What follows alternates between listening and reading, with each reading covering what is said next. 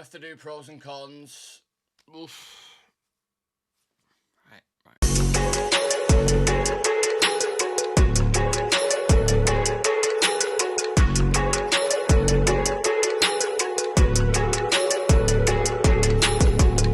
want Glazers and we want Glazers.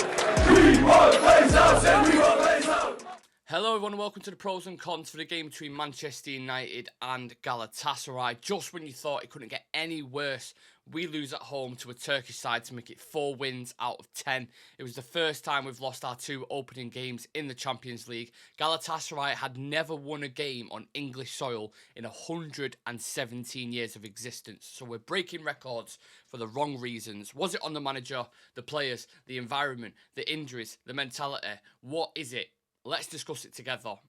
Will there be any positives in this pros and cons? Stay until the end to find out. I thought tactically, individually, collectively, we were beaten. When you look at the way Galatasaray was setting up, the flow of the game, they were absolutely there for the taking. We had so many chances, but the tactics at certain stages seemed a little bit patchy for me. I can see what Erik is trying to do, and in certain moments it looks really, really effective and deadly, but at other times we are so open and leaky at the back, teams can just pick us off, and that needs to be sorted immediately. There was a lot of long balls, high-intensity sprints, covering large distances.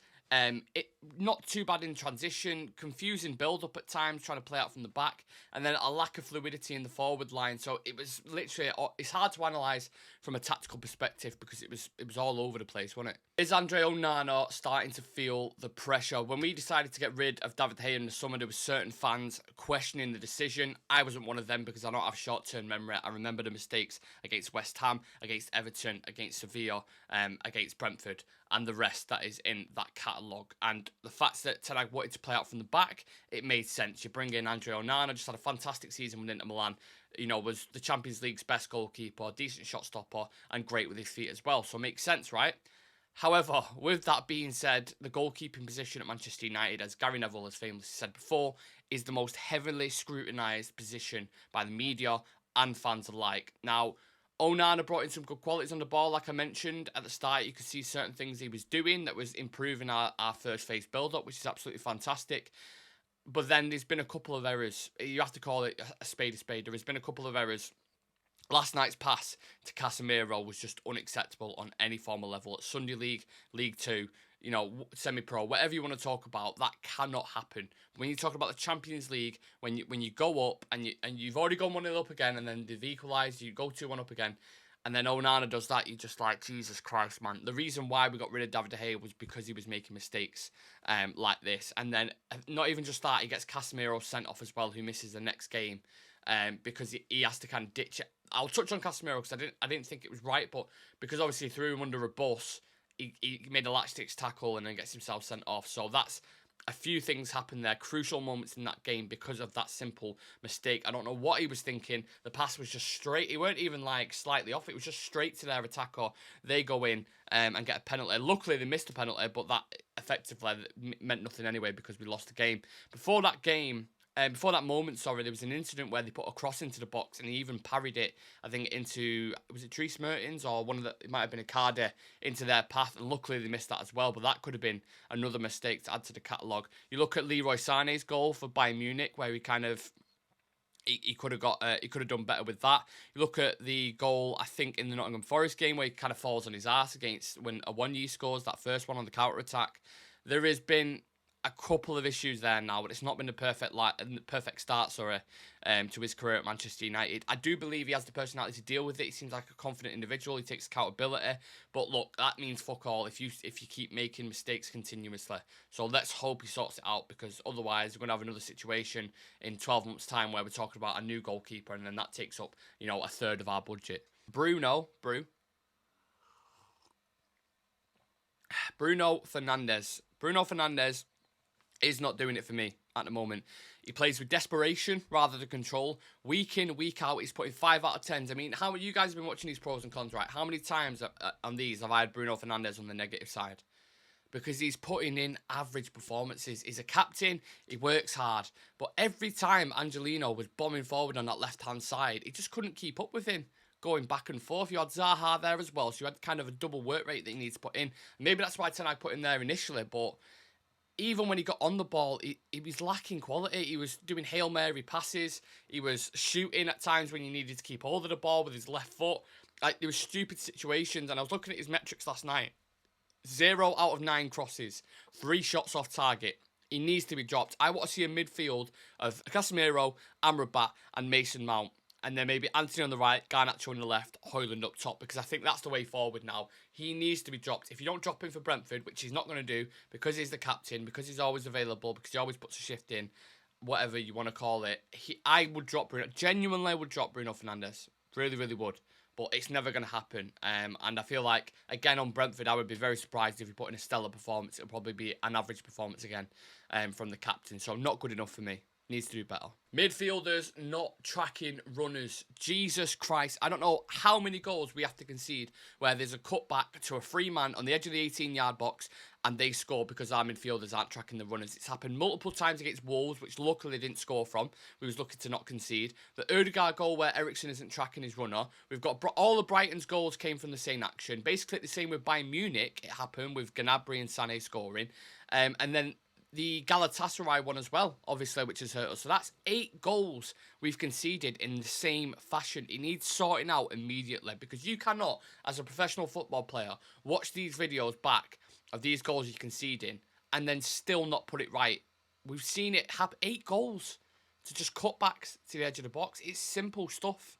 And that comes from the coaching as well, so that needs to be heavily criticised. Amrabat is not a left-back. He's not, and he's struggling a little bit. And I actually feel sorry for him because he's a new signing. You want to make an impact, and then you get put out of position where you don't usually play. You're going to get criticised. I saw people like Goldbridge saying last night that, oh, you should play Lindelof at right back and then put Delon there so there's more balance. I mean, I don't know if you watched the Atletico Madrid game under Ragnick last year or 2 years ago, should I say, where Lindelof played at right back and their goal came from that left-hand side because Lodi just had free will up and down and played João Felix. And I don't know if you watch football or not, but also to add to that as well, who was on their left-hand side?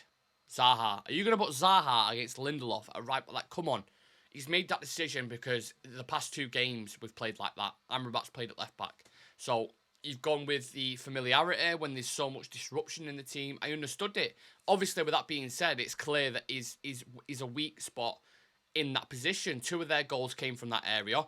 There was a throw-in where Amrabat pushes up and then there's a dummy that kind of throws him off. They get him behind, square it and score. And then there was another one where he tries playing a long ball. Davinson Sanchez heads it straight into Icardi where there's a big gap because Casemiro's been sent off and then they go and score. So obviously that's a weak spot and Brentford are going to look at that on Saturday and they're going to target it and they'll probably get joy from it because we have no other option at the moment. Unless Reguilon comes back, I'm not sure how long he's out for, but that is an area of weakness that they're going to target. And I think they'll have a field day on Saturday with it. Relegation form. Manchester United, we're currently 10th in the league, 9 points behind City, no points from our first 2 Champions League games. Is very worrying form for us. And we've conceded 18 goals so far in 10 games. That's nearly 2 goals a game. And we're lucky it isn't more considering the chances that we've faced. We're looking at the run of fixtures after the Bayern Munich game. We was thinking we could win most of them. You're looking at it, you're thinking Palace, Burnley, which, you know, to be fair, we won, but Palace in the league, Galatasaray at home. This is a real chance now to gain some momentum and start getting some wind under the belt and turn our season around. And it's just not worked out like that. I mean, losing to Galatasaray at home, it's just like, you know, I said at the start of the video, they haven't won on English soil in like 117 years. So that tells you how significant that win was for kind of Turkish football. Maybe the international break's coming at the right time because these lads need to assess their performance. They need to really have a long look at themselves. We need players back into the side. I know Kobe Mainoo's coming back in, but still a young player. Hopefully Reguilon gets back in for this Brentford game because I don't want to see Amrabat at left back again. But we are fragile at the moment. We are in really, really bad form and we are easy pickings for simple teams and it's not good enough. Right, I'm going to try and end with some positives. I feel really sorry for Rasmus Hojlund. I think he's an absolute gem. Scored a hat-trick last night. Granted, one of the goals was offside, but he now has 3 Champions League goals in 2 games. The first goal, Poacher's goal, I think Casemiro does fantastic for the assist for Rashford. Rashford actually assists Hojlund, which we want to see more of, and that's what he's there for. If you supply him with assist, he will score. He was in the right moment at the right spot, and it was a perfect ball for him to head and get in front. The offside goal as well has to be said. Of course, I appreciate it's offside, but the way he takes it, you know, drilled into him, holds the ball off, fakes the shot, and then rockets straight into the goal. It's like, that is a perfect striker's goal. Really, really loved that. And then his next goal, his second one, was the best out of the lot. Davinson Sanchez, granted, slips on the halfway line doing Davinson Sanchez things. But then to take the ball from the halfway line, the sprint to get to the 18-yard box, he absolutely bodies the guy next to him for pace. And then when he gets in there, to show the composure at such flying speed, to just dink it over the keeper, unbelievable finish. And he looks like a serious talent. I'm just, because he's so young. I mean, even the comments after the game, he was like, we need to do better. I'm happy I scored, but unhappy with the performance and blah, blah, blah. And he's even speaking like a leader at such a young age. I mean, I don't even remember what I was doing at the age of 20, but it certainly wasn't scoring a brace for Manchester United in the Champions League game. So fair play to him. I think Onana kind of ruined his moment, if I'm being completely honest. And I don't want Rasmus Hojlund to become a product of the environment. If he keeps becoming toxic under this ownership and results keep going, not our way, I can see him being dragged into it in terms of form and stuff. We've seen it with players before, and that really, really worries me. But just looking at his stats from a metric perspective, 2 goals, 2 shots on target, 3 out of 3 dribbles, 30 touches, 1 out of 1 crosses, 4 out of 9 ground duels, and works really hard off the ball as well. His pressing is insane. So Rasmus Hojlund, thank you, you beauty. We didn't win, but you performed really, really well. Mason Mount, I thought, was really, really good again. Really, really bright. Shows real hunger off the ball, intensity when he gets it. He has a clear vision in his head as soon as he receives it. Very efficient. He should have had a goal as well, but Hannibal blocked it on the line, which was really frustrating. Like I said before, at the moment, I would play him over Bruno Fernandez, absolutely. It'll never happen because Bruno is the captain and gets overplayed, but based solely on performance right now, who would you rather play, Mason Mount or Bruno Fernandez? I'll genuinely answer that question, leave it in the comments. Who would you rather play? Like I said, I want to see Casemiro, Amrabat and Mount. I think that's controlled, I think that's combative, creative, energetic, and that is exactly what I want to see. Let's see what happens in the Brentford game, because I don't know what players are going to be dropped. With Anthony back now, you can guarantee he's going to start on the right-hand side. So do you drop Hannibal and then you play Casemiro, Mount and Bruno, which I don't think Mount and Bruno Fernandez work together. I think there's a way you can work that midfield when you bring Amrabat into it, but either Mount or Bruno is going to be pushed out onto the wing.